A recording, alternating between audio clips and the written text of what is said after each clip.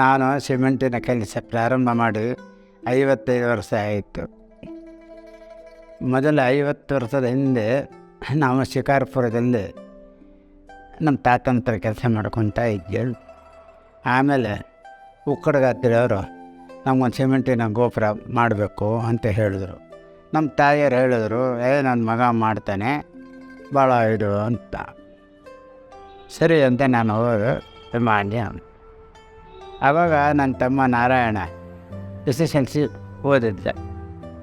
ಆಮೇಲೆ ಅದು ಸ್ವಲ್ಪ ದೊಡ್ಡ ಕೆಲಸ ಆಗಿದ್ದರಿಂದ ನನಗೆ ಸಪೋರ್ಟ್ ಬೇಕಾಗಿತ್ತು.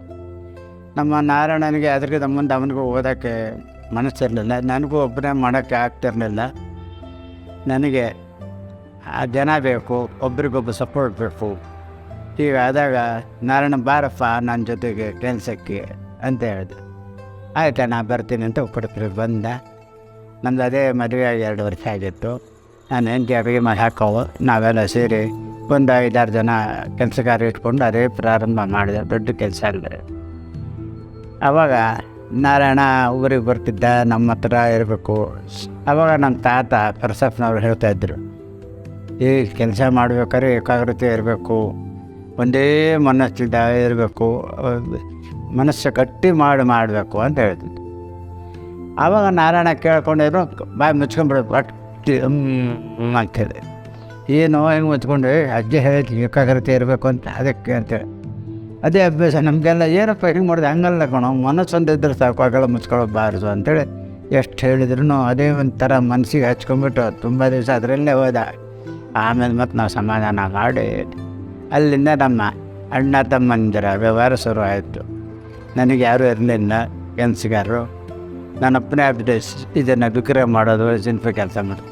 ಬೇರೆ ಕಾರ್ನಸು ಡಿಸೈನೋ ಮಾಡೋರೆಲ್ಲ ಹುಡುಗರು ಸಿಗೋರು. ಈ ವಿಗ್ರಹದ ಕೆಲಸ ಇದು ಮಾಡೋಕ್ಕೆ ನಾರಾಯಣನಿಗೆ ಕರ್ಕೊಂಡೆ. ಆ ನಾರಾಯಣನಿಗೆ ಬರೀ ವಿಗ್ರಹದ ಕೆಲಸ ಇದೆ ಹುಚ್ಚು ಅವನಿಗೆ, ಮತ್ತು ಅವನಿಗೆ ಏನು ಕೆಲಸ ಹೇಳ್ತಿದ್ದಿಲ್ಲ. ಅಲ್ಲಿಂದ ನಮ್ಮ ಕಲಾ ಜೀವನ ಪ್ರಾರಂಭ ಆಯಿತು, ನಾರಾಯಣಂದು ನನ್ನ. ಅವನು ಮಾಡ್ದ ಅಂತ ಯಾರೇ ಎಷ್ಟೇ ಕರೆದ್ರು, ಅಣ್ಣನ ಬಿಟ್ಟು ನಾನು ಬರಲ್ಲ, ಅಣ್ಣನ ಬಿಟ್ಟು ನಾನು ಕೆಲಸ ಮಾಡಲ್ಲ ಅಂತ ನನಗೆ ಅಷ್ಟು ಗೌರವ. ಅಲ್ಲಿಂದ ಹಿಡಿದು ಇಲ್ಲಿವರೆಗೆ ಒಂದು ರಾಮ ಲಕ್ಷ್ಮಣರು ಹೇಗಿರ್ತಾರೆ ಆಗಿನ ಕಾಲದಲ್ಲಿ, ಹಾಗೆ ನನ್ನ ಮಾತನ್ನು ಒಂಚೂರು ತಪ್ಪದಂಗೆ, ಎಲ್ಲೂ ಮನಸ್ಸು ಪಡೆದಂಗೆ ನಿಷ್ಠೆಯಿಂದ ಮಾಡ್ದೆ. ಆಮೇಲೆ ಶಿವಮೊಗ್ಗಕ್ಕೆ ಬಂದು ಬೇರೆ ಕಡೆಲ್ಲ ಹಳ್ಳಿ ಎಲ್ಲೆಲ್ಲಿ ಕೆಲಸ ಹಿಡಿದಿದ್ದೆ. ಎಲ್ಲೋದ್ರೂ ಅವ್ನು ಬರೋ ಜೊತೆಗೆ ಕರ್ಕೊಂಡು ಹೋಗ್ತಿದ್ದೆ, ಜೊತೆಗೆ ಮಾಡೋ.